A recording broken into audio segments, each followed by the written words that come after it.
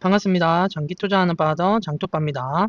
태양광을 그토록 비난하던 트럼프 진영이 갑자기 일론 머스크와 손잡고 태양광 예찬론자로 돌변한 진짜 이유 혹시 아시나요? 게다가 지금 월가에서는 테슬라의 적정 주가를 두고 목표가가 $470 이상 차이 나는 그야말로 피 터지는 전쟁이 벌어지고 있습니다.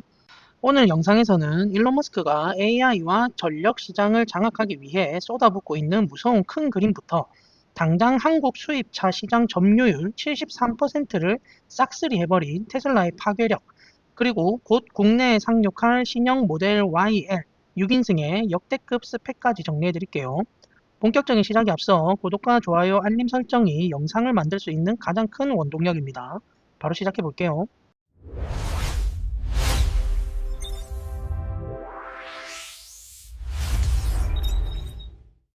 자, 여러분, 과거에 재생에너지를 이른바 녹색 사기라며 강하게 비판했던 트럼프 진영이 최근 태양광 발전에 대해 우호적인 입장으로 싹 선회하고 있다는 매우 흥미로운 소식부터 전해드릴게요. 최근 트럼프 강성 지지층, 이른바 마가 보수층의 영향력이 큰 팟캐스터 KT 밀러가 소셜미디어를 통해 태양광은 미래 에너지이며 석탄보다 미국에 더 중요하다고 발언했습니다. 또 과거에 태양광을 전력망의 기생충이라고 깎아내렸던 크리스 라이트 미국 에너지부 장관조차도 태양광이 저렴하고 안정적인 에너지를 공급하는 역할을 하고 있다고 공식적으로 인정했죠.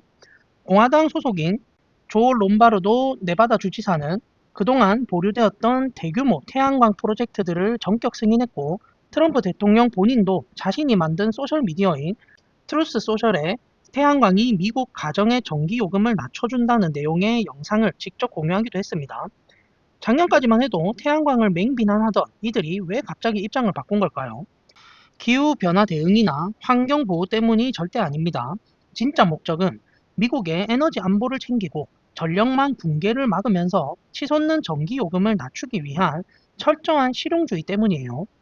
이제는 정부 보조금 없이도 알아서 시장에서 살아남을 수 있을 만큼 가격이 저렴해진 대형 태양광을 현실적인 대안으로 받아들인 거예요. 여기에 불을 지핀 핵심 요인은 바로 일론 머스크인데요.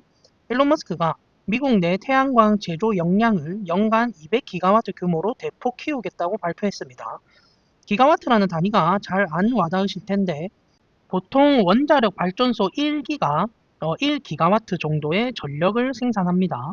그러니까 현재 미국 전체의 1년 태양광 설치량의 4배가 넘는 엄청난 규모를 쏟아내겠다는 그런 뜻이죠. 트럼프 대통령의 최측근으로 떠오른 일론 머스크가 이렇게 태양광 확장을 주도하니까 다른 공화당 인사들도 자연스럽게 친태양광 기조를 옹호할 명분이 생긴 겁니다. 게다가 중동의 긴장감 때문에 화석 연료 가격이 출렁이는 것도 외부 요인에 흔들리지 않는 태양광의 필요성을 더욱 키웠어요. 무엇보다 지금 마이크로소프트나 구글 같은 빅테크 기업들이 인공지능, 즉 AI 데이터 센터를 무한정 지어대면서 미국 전역에 전기가 턱없이 부족해지고 있습니다.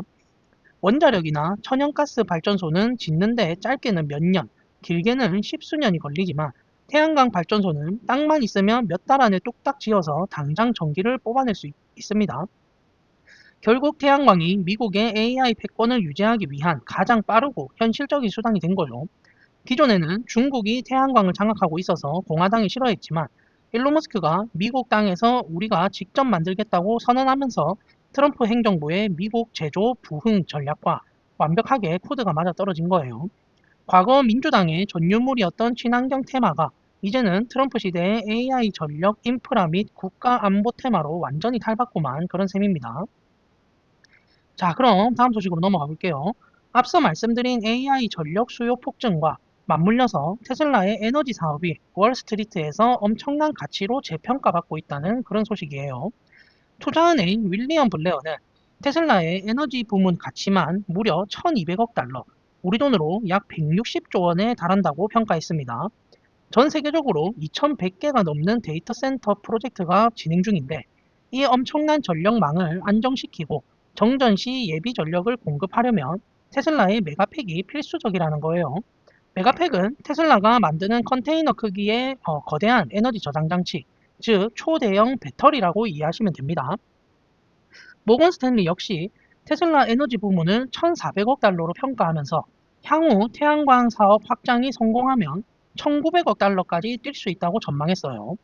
특히 일론 머스크가 데이터 센터 전력을 위해 앞서 말씀드린 대규모 태양광 전지 생산이라는 야심찬 목표를 세운 것에 주목했는데요. 이 사업이 제대로 궤도에 오르면 연간 250억 달러의 엄청난 매출을 낼 것으로 보고 있어요. 다만 이 계획을 실현하려면 300억 달러에서 700억 달러에 이르는 막대한 투자금이 필요하기 때문에 테슬라가 이걸 진짜로 해낼 수 있는지 지켜봐야 한다고 덧붙였어요.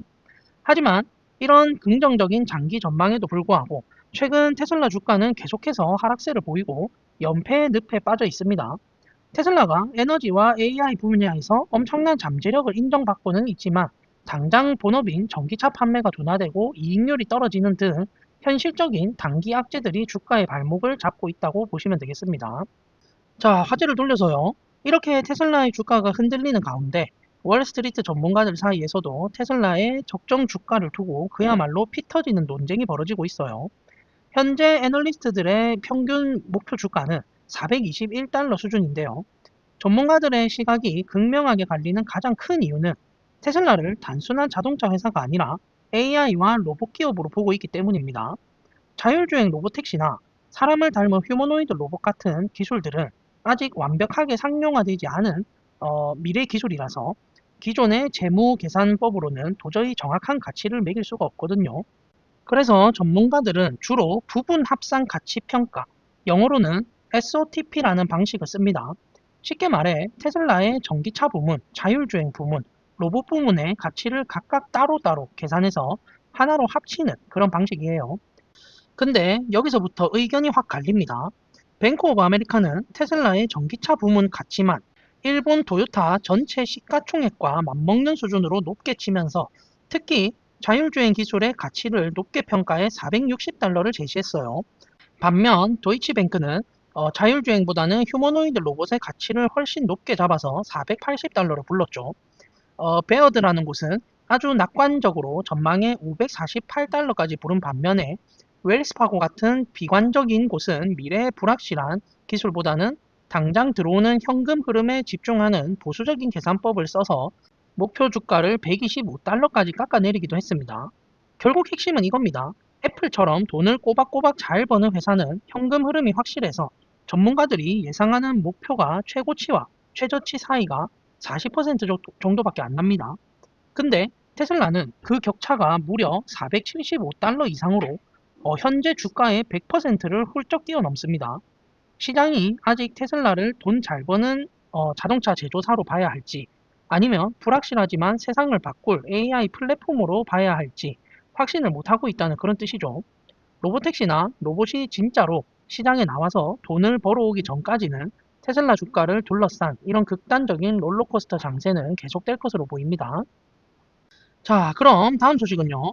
일론 머스크가 이끄는 AI 기업인 xAI가 자사의 AI 챗봇인 그록을 더 똑똑하게 만들기 위해 엄청난 투자를 단행하고 있다는 소식인데요.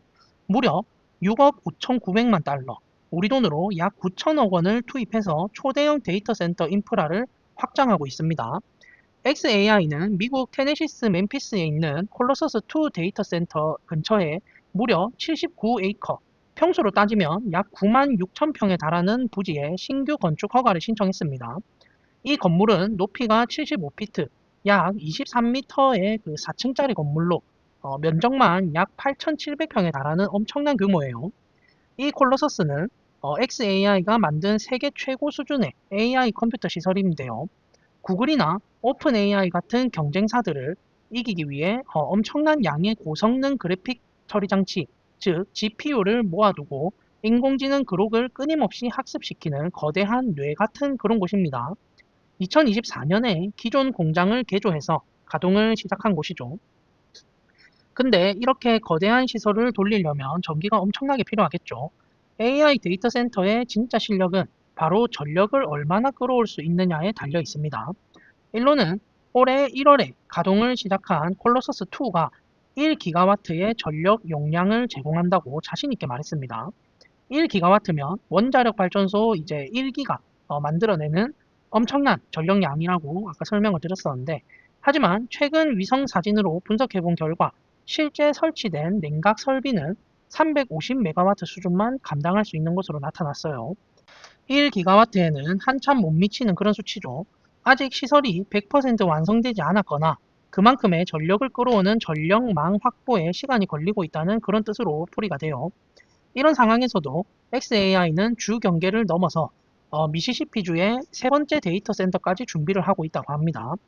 일로는 최종적으로 이 클러스터에서 2기가와트 수준의 어마어마한 컴퓨팅 파워를 확보하겠다는 계획을 세우고 있습니다. 하지만 이렇게 엄청난 속도로 확장하다 보니 부작용도 생기고 있는데요. AI 인프라를 구축할 때 가장 힘든 게 바로 전력 확보입니다.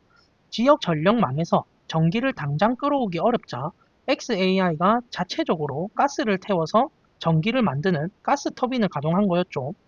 빠른 속도로 사업을 밀어붙이는 xAI의 엄청난 실행력을 보여주기도 하지만 환경단체들은 무허가로 오염물질을 배출하는 터빈을 썼다면서 소송을 건 상태입니다. 탄소 규제나 지역사회와의 마찰이라는 리스크도 동시에 안고 가는 그런 모습입니다. 자, 그럼 오늘 마지막 소식은요. 우리나라 시장에서 테슬라가 보여준 놀라운 소식입니다. 테슬라가 지난 2월 한국 수입차 시장을 그야말로 압도했다는 건데요. 한국 수입 자동차 협회 자료에 따르면 2월 한 달 동안 테슬라는 총 7,868대가 등록되면서 우리나라 수입 승용차 전체 등록 대수의 무려 73%를 차지했습니다. 수입차 10대 중에 7대 이상이 테슬라였다는 그런 이야기죠. 특히 모델 Y의 인기가 대단했는데요. 프리미엄 트림이 5,275대, 롱레인지 모델이 1,740대나 팔렸다고 해요. 올해 전기차 보조금 지급 수준이 확정되자마자 구매를 기다리던 테슬라 수요가 한꺼번에 쏟아져 나온 그런 결과입니다. 수입차 시장에서 단일 브랜드가 한 달에 점유율 70%를 넘기는 건 정말 이례적이고 파괴적인 기록입니다.